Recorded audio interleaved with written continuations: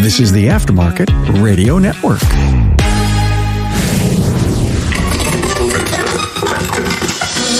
Welcome, Carm Capriato, Remarkable Results Radio, the pioneer of automotive aftermarket podcasts, consistently bringing you essential episodes for running a successful service business. Succession planning. You know, we can't talk enough about it. I like doing shows on this topic because we've got thousands and thousands of shop owners who can benefit from this wisdom. The average shop owner doesn't think about preparing for his or her exit until they're ready to exit, and usually by that time it's often too late to prepare the business for a successful sale that may garner a top asking price. In this episode, Bryan Stasch, the Vice President of Program and Content Development for ATI, Automotive Training Institute, defines a clear blueprint for your business. He talks about getting you ready, the shop ready, how you derive a sale price, and what does walk-away money look like? A question? When should you start to put all this together? Answer? Now, even if you don't plan to retire for years to come. Thanks to our partner Napa for sponsoring this episode for you. We together can fix the technician shortage by investing now in an apprentice. Let Napa help you. Start now. Grow your own.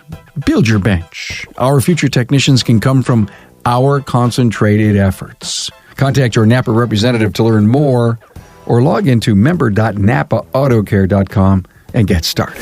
There are so many great episodes about succession on my website, remarkableresults.biz, and inside your podcast feed right now that you're most likely listening to.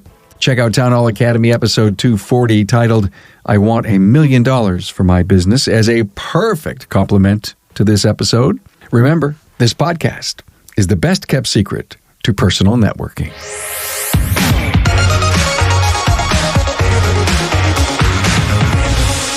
Hey, welcome everyone. Carm Capriato, Remarkable Results Radio. Good to have you here, and a very, very warm welcome to Bryan Stasch, Vice President of Program and Content Development at ATI.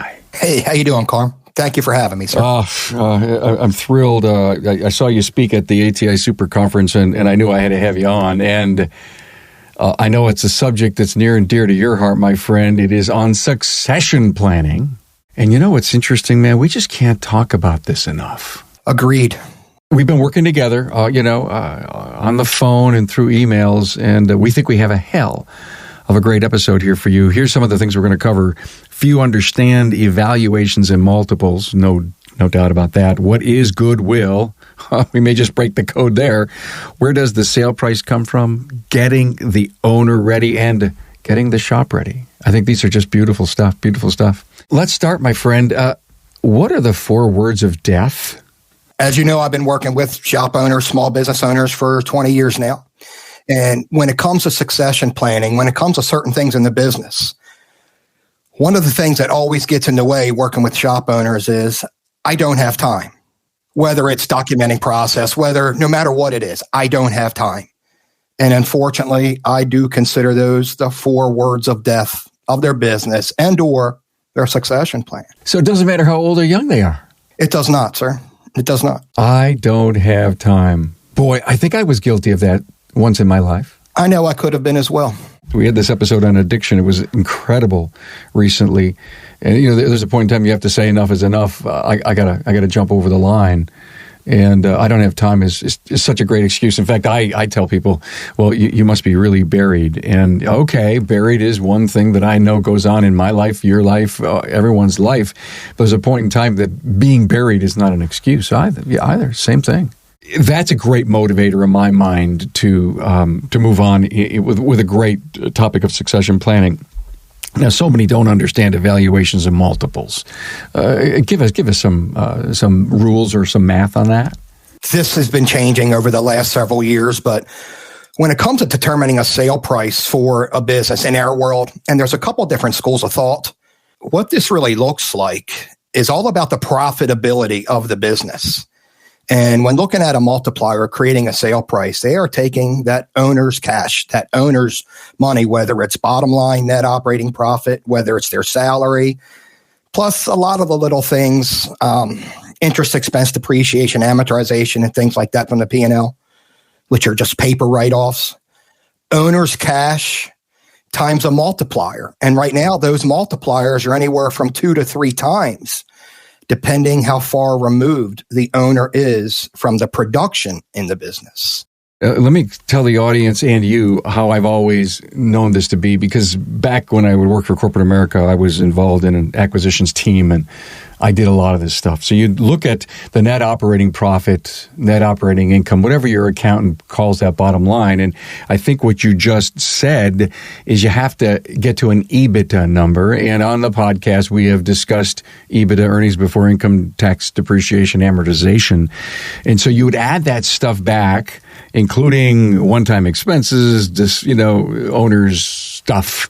You'd add it back in. You go to listen, the gas for the boat at the lake, and there's a lot of stuff here in the business, but it's not going to be your expenses then, so I'm adding it back to my profit, right? Most of those. There are some things that a future buyer is going to want to use themselves, but yes. Okay, I get that. That's true. I mean, that's all kind of normalization of an expense, of the expense lines on the business. And then when we're done with that, I mean, that's what you're saying, that's my real net profit. And that multiple thing that you were just talking about, which is really critical to, what's the business worth? What's my goodwill? It's that number times 2, 2.5, 3, 4, an exceptional business, great market, wonderful team, an owner who's not involved, that this team can just navigate into the new buyer, into the new owner, could be worth more than 2 or 2.5. It can, definitely. And there are ways to increase those multipliers, as you said.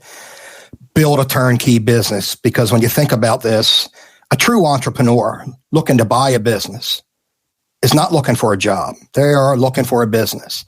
So the further removed and the more that business can run without relying on that owner, the more valuable it is going to be.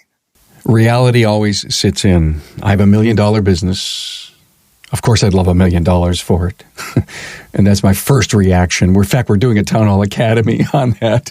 I want $1 million for my business. But okay, I have this $1 million business, and I show a net operating income or profit of $50,000 because I've hidden so much stuff. I don't want to pay taxes. I mean, this is my goal, is to make as little as I can and take as much as I can.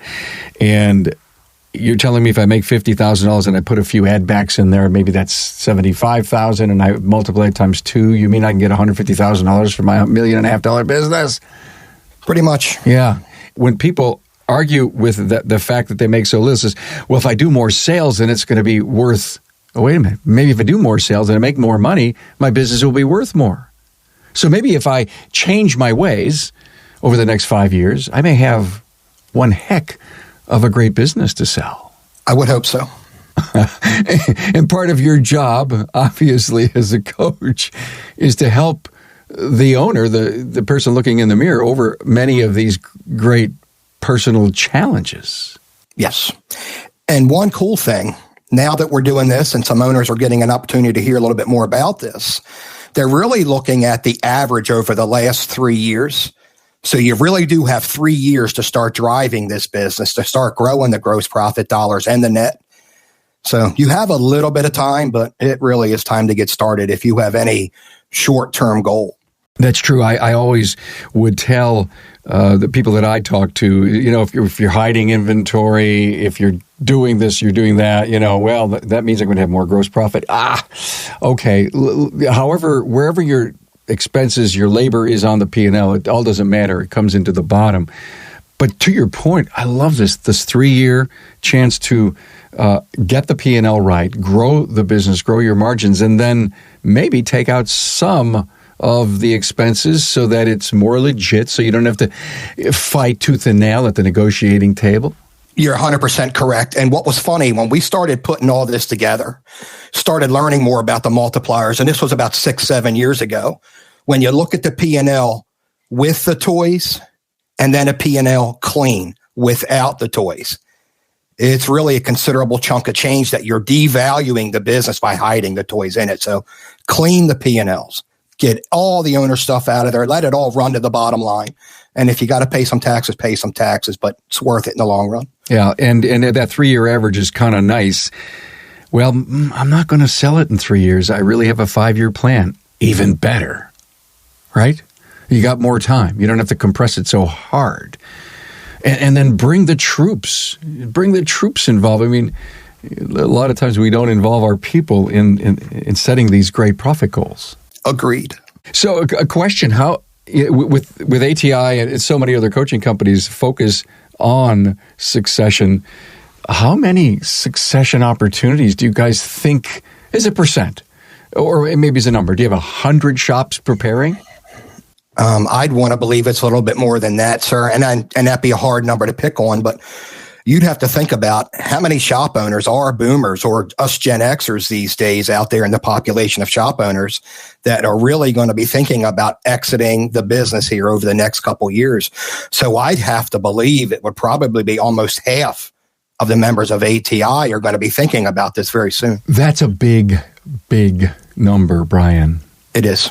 I see that, be it a millennial owner, a Gen X owner, there's never a bad time to prepare. Not at all. Because what we work on with a member, yes, we're talking about succession planning, but the steps for succession planning are about getting a business ready for a planned exit. But let's not forget the possibilities of an unplanned exit. And I kind of think you know what I'm talking about. Yeah, let's talk about that. So when we work with the shop owner from the very get-go, the goal is get it ready for an exit, whether it's planned or unplanned. And again, the cool thing, a lot of these steps are the same, short of the actual sale of the business, of course. So get it ready for either a transfer of ownership or a transfer of leadership. That's a great point, because I just wrote down the word family, because succession also means an internal candidate. You could seriously look at how to, normalize, restructure the profit and loss statement for an internal candidate, because you want to clean. You really do. Because say, for example, you would hold some paper. You just don't want any BS inside the business. You want it to be as legit as possible, because you're going to hover over what that profit and loss statement is because you want to be paid. Yes, sir. Family, internal candidate is one thing. Family internal candidate is a complete other. There are different ways to go. One of the things that I love that I hear about from so many people that have done it is that no matter internal candidate, independent internal candidate, family, they have to continue a coaching program. I would highly recommend doing so. And I do make this comment in every single class I teach about succession planning. There is going to be a team involved when you go through this. And of course, accountant, financial planner, estate planner.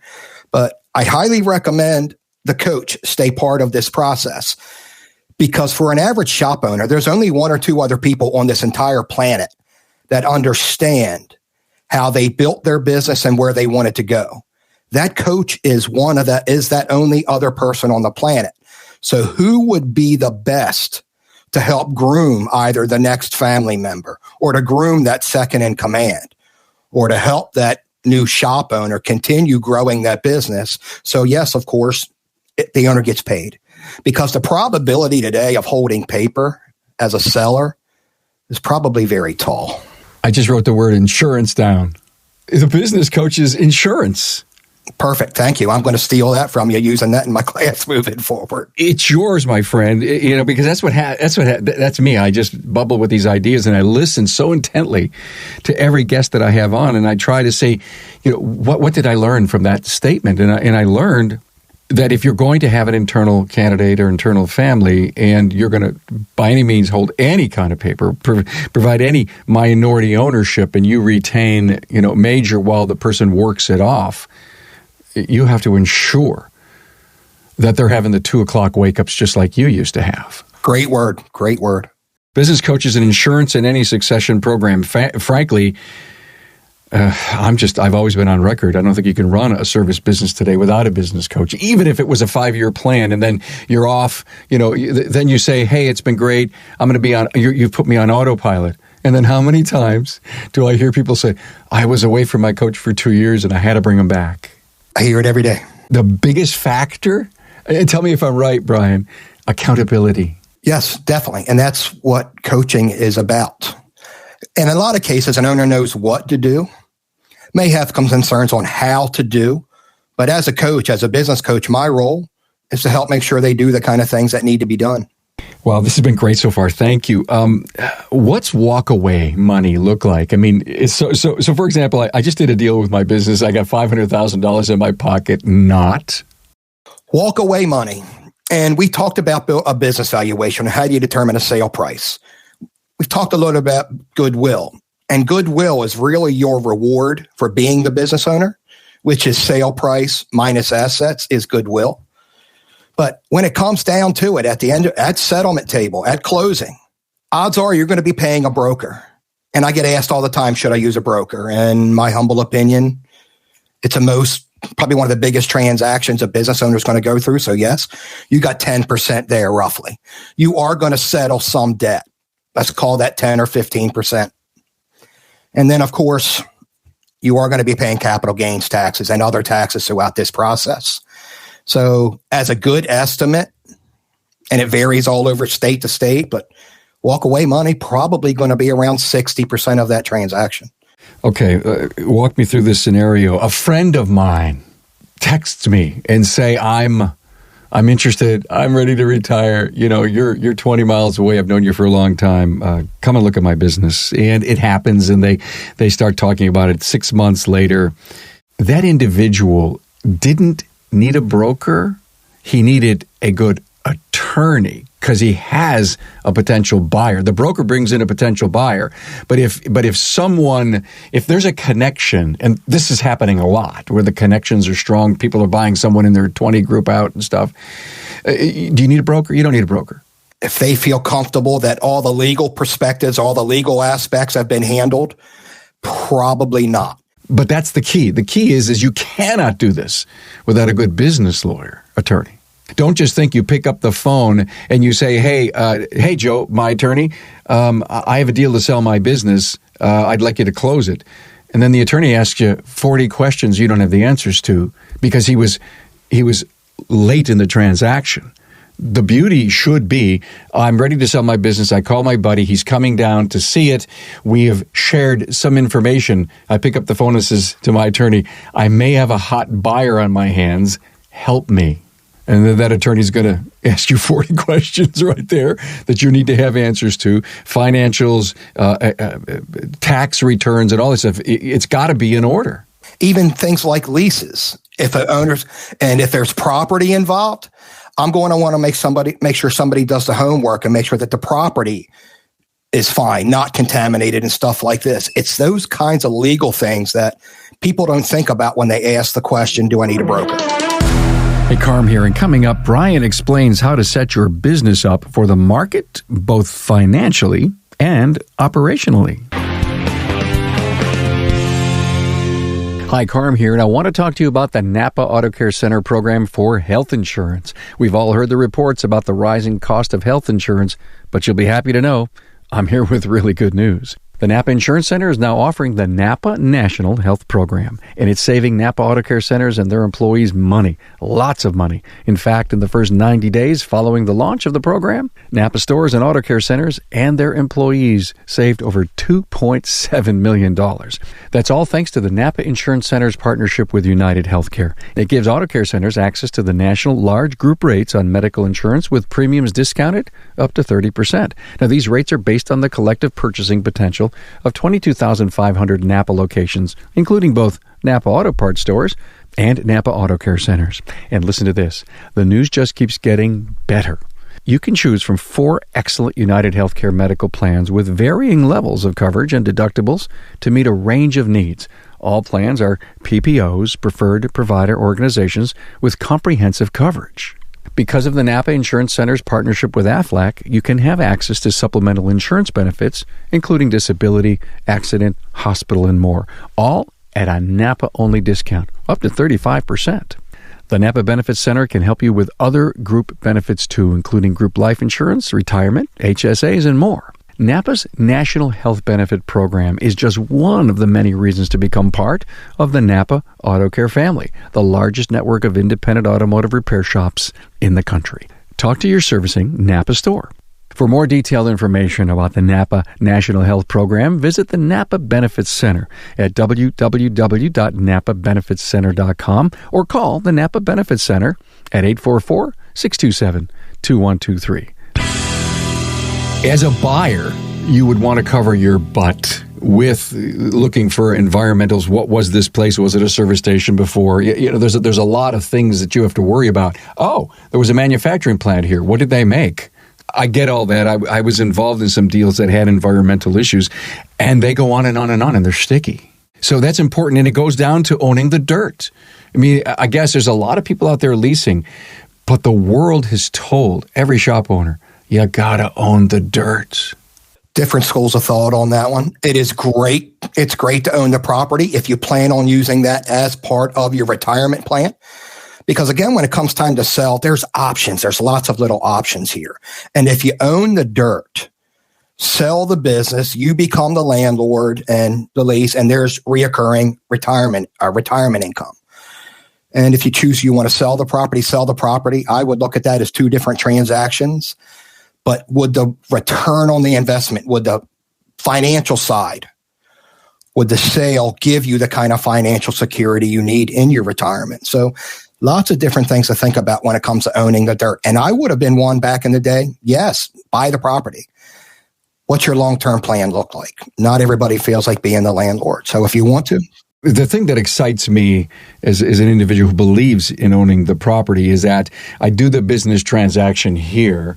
And yeah, I know I can hire people to fix the building and do what I have to do and write my lease up that says what I do and what I don't do. But could be a 15-year annuity that you build 3-5 renewals, and you can even offer a balloon payment to buy the property in 8 years, or whatever the number is that you agree to buy it. Who knows where real estate values are going? Who knows that they just put a big mall up next to you and Rite Aid wants the piece? It's absolutely another complexity in a succession program. One of the things you had mentioned was an unplanned exit. And that would be the owner has an unfortunate accident, wife, significant other is involved in not really knowing what to do next. Do you coach clients to have a contingency plan? Definitely. And again, as I was saying before, the steps are the same. Build a model that you can duplicate. Now, again, whether you want to expand or not, but you need to have this business built for speed that somebody other than the owner can run it. Because here, think about this, and we hear it all the time. Members pass, things happen, illness, COVID. Could your business survive 60 days without you? And unfortunately, most of them, when we meet them early, can't. Because if you think about this, once that owner has to leave for whatever reason, mom's going to do what she can, and mom and Pop's, something happens to Pop. Mom's going to try to step in. She's going to work her tail off and do whatever she can to continue Pop's legacy. But unfortunately, she's probably going to fail because how involved has Pop gotten her along the way? Pop is usually the only one who understands how to run that business. So somebody other than Pop needs to know how to run the business for either a planned or an unplanned exit. How about some sage advice on how to get the owner ready for this? Getting the owner ready. And there's a couple different things that we need to think about from the owner. And first would be them. Are they ready for this? Because one big thing, at least a lot of the shop owners I've been working with, what's next for them? And are they willing to accept the fact that, or can they accept the fact that they may no longer be the business owner or the community car care guy or gal? For some, that's not going to be easy. And the best example I could ever give anybody of somebody not ready for the next phase of their life, Brett Favre. I know way too many business owners that this is who they are. This is their heart and soul. When it's no longer theirs, that could be a little problem. So they need to think about what's next for them. What kind of a lifestyle are they looking for? I will talk about financially. What do you need in retirement? What kind of money is that really going to take? How many years do you need to plan for? Are we going to be surviving 20, 30 years? How much are you going to need?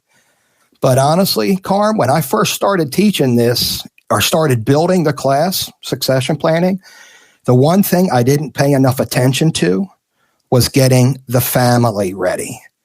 So with that owner, talking to the owner, what kind of expectations might people in the family have? Are they expecting that they may be the next to run the business? Are they expecting money from the sale? So 3 perspectives. What's next for the owner? Think about financially. What is this all going to look like? And the family. And unlike the shop, the thing at AT, I can get the shop ready all day long. It's that owner. My role there with a business owner is help make sure they ask the right questions to the right people. Again, one big thing that went on at Super Conference 2021 was that whole second in command. It was almost like an umbrella over the entire conference. And you talk about being able to get the business ready. Is the owner ready? And the owner says, wow, for the last 2 or 3 years, I've had this great second in command, general manager, COO, whatever you want to call that individual. I've made my business to run without me. So it's a lot easier since I've had coaching for that person. We've got the right culture. Everything's real. God, we're running like soft butter.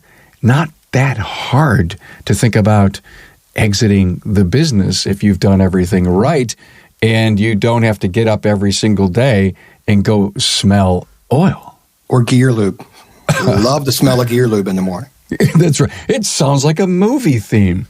It does. It does. Smell of napalm in the morning. Well, that was Platoon, I think, wasn't it? Yeah. Yes. But back to the financial thing. Part of any deal would be, is the owner going to hold paper? You know, and again, the land and the lease is one thing, and then holding paper for the actual business transaction is another. And all of that comes into, what are my requirements of income or cash flow going forward? If you're not comfortable with that, you haven't prepared not only the business, but yourself. How many years do you need to survive after the sale? Well, I'm going to wait till I'm 70. No, what's the average life expectancy? And then if I have 14 years, those are just tough questions to want to get into. And earlier you mentioned about younger shop owners, younger business owners start focus on this now. Because again, I see this all the time. The owner typically doesn't think about preparing for an exit until the owner's ready to exit. And by then I do question the passion and the fire in the belly. And are they willing to put that work in that it takes to get that business ready? And again, doing some homework in this class, when business planning, continuity planning, succession planning, then exit planning, the definition of exit planning is really being ready to exit the business with the peace of mind that everything else is already taken care of. Because if it's not, this exit will not go smooth for either the owner or a buyer. The thing I love about the younger shop owners today, and I've interviewed so many of them lately, and I'm so impressed with them, Bryan. And I met so many at Super Conference. Here's the thought that I have. If they're running a great business and they're doing everything kind of by the book and they're becoming good students of their coach, building a great business, be it single, multi, however many number of bays, there's all kinds of money and people out there looking to grow. I mean, the shop owners with 3 or 4 stores want 6 or 7 because that's their financial long-term strategy, and they know it takes a few years to add a branch and to grow. You could be a prime candidate very young in your life and then ask yourself, great, well, I built my business, I got this money. What do I want to do next? There's some people that have the next mentality. And I love seeing younger shop owners, as you said, focus on succession planning and getting this business ready, because a couple things are going to happen for them. One, you are going to make more money in the long run by continue to grow the business. You will have more free time away from the business. And what can a business owner do with more money and more time? Anything they want to do. That's what I love about seeing this. So I love seeing the younger guys and gals in the class getting it ready. And in some cases, Carm, I have some of them come to class because they don't want to do what their parents did. Spend an entire career in that business, the business running them, they don't want to be in those shoes. They want to be in their dad's shoes, but they don't want to work these crazy hours. It's not that you would have any less commitment. You'd just be working a lot smarter than they did. And make a lot more money in the long run. Wow. So family, you got to tell the family you're going to do this, right? Yes.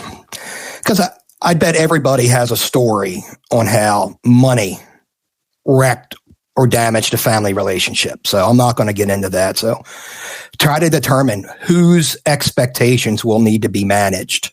And it's usually family. Wow, it's tough. Distribution of assets, children, in-laws, divorce, prenups. Oh, my partner agreements. Oh. And that prenups thing, that's one of the things that hit me the hardest, where originally putting this class together, I had an opportunity to speak to several different attorneys on what am I missing. And one of them hit me with, you're overlooking this. How many business owners have siblings that are part of the business? How many of them are ultimately going to get married? How many of you want your sibling's ex a business partner? So it just blew my mind that I overlooked something like prenups, but how many of you expect or want to have your sibling's ex a business partner? Yeah, I did an episode with Charlene Parlot, one of your coaches, on partner agreements, and it was really about what happens if you get divorced. It's huge. It's important. I don't want to talk about it. Oh, you got to talk about it. I don't want to talk. Yeah, it is a whole other episode, and it's a face the facts that sooner than later you probably need to make sure that something like that is covered. All right, we've talked about the owner. This is a great little segment here. Now, what do we have to do to get the shop ready, Bryan? A lot of work, but it's all great work. And I'm going to just go down a couple list of things. Is number one, let's start focusing on getting the business prepared to run without the owner, or get that business so it doesn't revolve completely around the owner. Train other people to do the things that the owner does so it's not so dependent on that owner. Then I'd start thinking about, as an owner, you need to start developing a second in command. And I call it redefining an owner's role, or create or clone yourself. Decide who's going to do what. I can go a lot deeper, but that might be another class by itself. And get everything documented, all your systems and processes documented. And again, with the mind that somebody other than you will need to manage this. The job would be to get the business in a position that a potential buyer will have a lot of confidence that they can run that business the way that you did, or continue to grow the business that you did, without them physically really having to be there. Again, run through a second in command as an absentee owner, or if they want to be part of it, just not dependent on them being part of it. So build a sustainable business that doesn't revolve around them. Redefine the owner's role. Document everything, systems, processes, SOPs, all business and personal relationships, banking information, payroll information, your recruiting plans, your marketing plans, and so on. That's part of getting this business ready. You know, a business that has great processes and systems, standard operating procedures, documented, done, laid out, the business is running kind of on autopilot, it would be attractive to any buyer, even if the other buyer had a strong SOP that they were going to bring and install in the new place. The beauty of it is that the discipline of the SOPs in the current place makes it easier to overlay yours on theirs, because they already understand the power of great systems and processes. Yeah, it makes it so much easier. You not have to climb an uphill battle. What about getting the shop ready for the marketplace? Being that we really don't have a lot of control on what's going on in the market, but this is where I think an owner has the ability to influence that goodwill and raise the sale price. But to me, I talk about making your shop the sexiest one on the list, as in list of shops for a potential buyer to buy. Make it the sexiest one on the list, both financially and operationally. Financially, revenue, gross profit, net, bringing a return on that buyer's investment. But operationally, your crew and culture, your management team, again, your operations, your playbook, growth and staffing plans. Again, you're trying to get a buyer confident that they can continue to grow the business.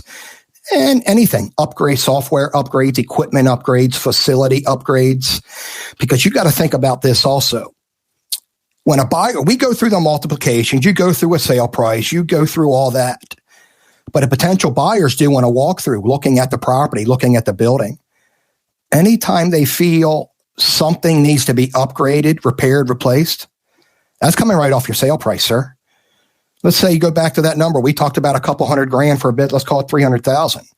And a potential buyer's walking through and they see antiquated equipment. We'll call that an alignment rack. It's very easy through Google to find out what a rack cost. Now you're $300,000. They're going to offer you $250 because that's coming right off the top. So getting the shop ready is making it the sexiest one on the list, both operationally and financially.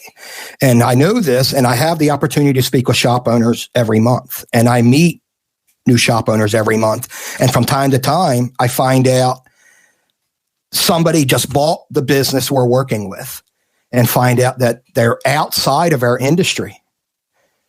They've taken their life savings and bought a business, and they choose the shop they bought because of operationally sound. Everything's documented. I have confidence I can run it by this owner's playbook. And it's the one that generated the most cash. I've interviewed shop owners from outside the industry that bought their first shop. And I would love to go back, and ask them what were the specific reasons. And I think you just nailed them. I think you just nailed them. And think about the tenure of your people, the strength that brings to a transaction. Management team, their performance, your team's culture. It's amazing.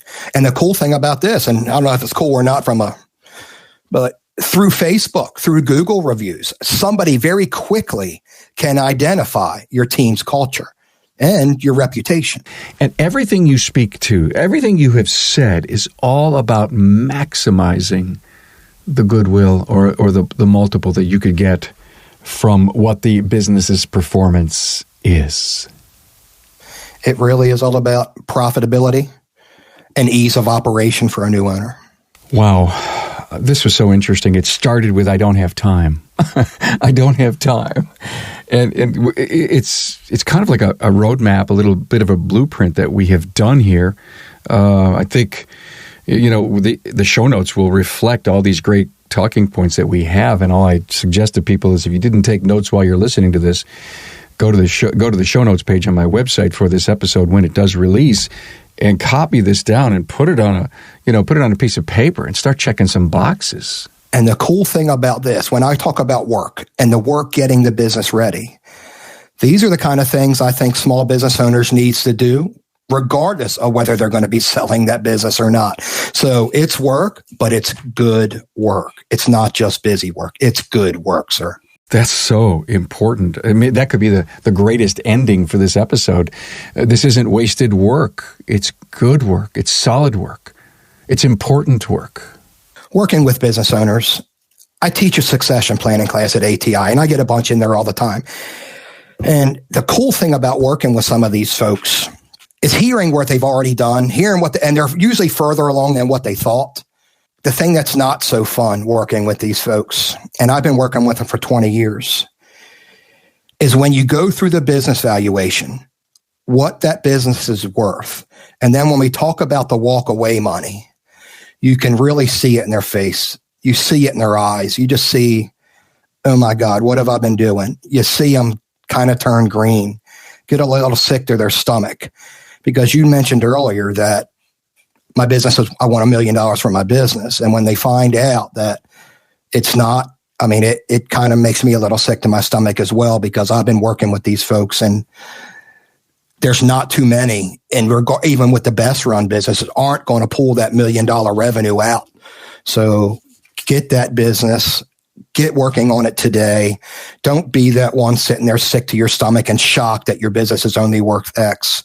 And in a conversation with you, you brought it up, and I'm stealing this one too. don't let the buyer be in the pole position.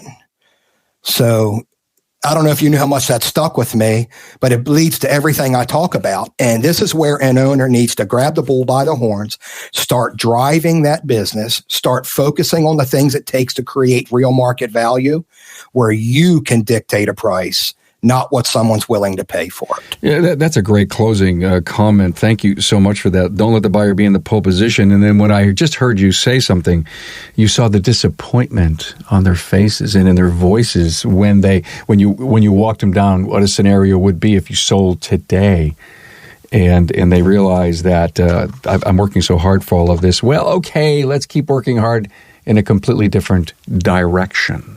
Wonderful stuff. Thanks. Bryan Stasch, Vice President of Program and Content Development at Automotive Training Institute, ATI. Hey, thanks, man. Appreciate it so much for you coming on. You are very welcome. And again, honored to be here. And thanks for having me, sir. Thanks for being on board to listen and learn from the premier automotive aftermarket podcast. Until next time.